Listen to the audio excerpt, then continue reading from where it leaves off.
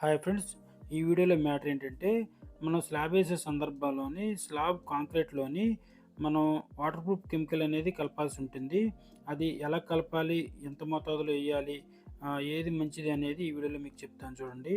Friends, మనం సహజంగా building construction చేపించే సందర్భంలో మిల్లర్ వాళ్ళకి ఏంటంటే వాటర్ ప్రూఫ్ కెమికల్ అనేది తీసుకొచ్చిస్తే వాళ్ళు వేయడం అనేది జరుగుతుంది.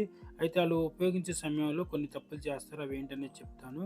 ఫ్రెండ్స్, మన ఇంటి స్లాబ్కి వాటర్ ప్రూఫ్ కెమికల్ వాడాలి అనుకున్నప్పుడు మనకి ముందు వరుసలో కనబడేది ఏంటంటే డాక్టర్ ఫిక్స్డ్ ఎల్డబ్ల్యూ ప్లస్. ఇది ఏంటంటే రకరకాల ల్యాబ్స్లోని టెస్టులు పాస్ అయ్యి మన దగ్గర రావడం జరిగింది కాబట్టి ఇదేంటంటే మంచి ఫలితాలు అనేది ఇస్తుంది.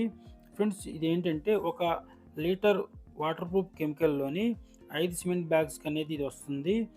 చాలామంది వర్కర్స్కి ఏంటంటే ఈ విషయం తెలియక ఏదైనా ఒక 2 లీటర్లు తీసుకొచ్చి మొత్తం స్లాబ్కి అనేది వాడడం జరుగుతుంది. అలా ఉపయోగిస్తే ఈ వాటర్ ప్రూఫ్ కెమికల్ ఎఫెక్ట్ అనేది ఎక్కువ ఉండదు.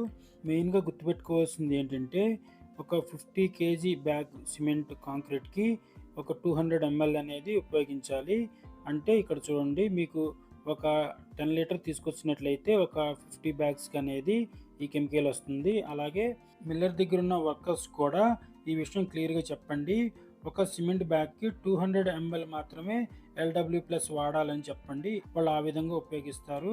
ఫ్రెండ్స్, మనం డాక్టర్ ఫిక్స్డ్ ఎల్డబ్ల్యూ ప్లస్ వాడడం వల్ల ఎన్ని రకాల ఉపయోగాలు ఉన్నాయనేది చెప్తాను చూడండి.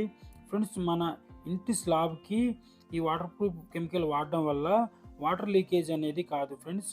అలాగే మనం వర్కర్స్ వర్క్ చేసే సందర్భంలో వర్క్ కూడా ఫాస్ట్గా జరుగుతుంది.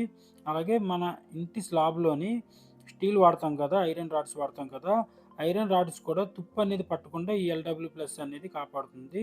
అలాగే స్లాబ్ వేసి కొద్దిగా ఆరిన తర్వాత చాలాసార్లు ఏమవుతుందంటే చిన్న చిన్న ఎయిర్ క్రాక్స్ అనేవి కనబడుతుంటాయి కదా, అలాంటి ఎయిర్ క్రాక్స్ని కూడా డాక్టర్ ఫిక్స్డ్ ఎల్డబ్ల్యూ ప్లస్ అనేది రాకుండా కాపాడుతుంది.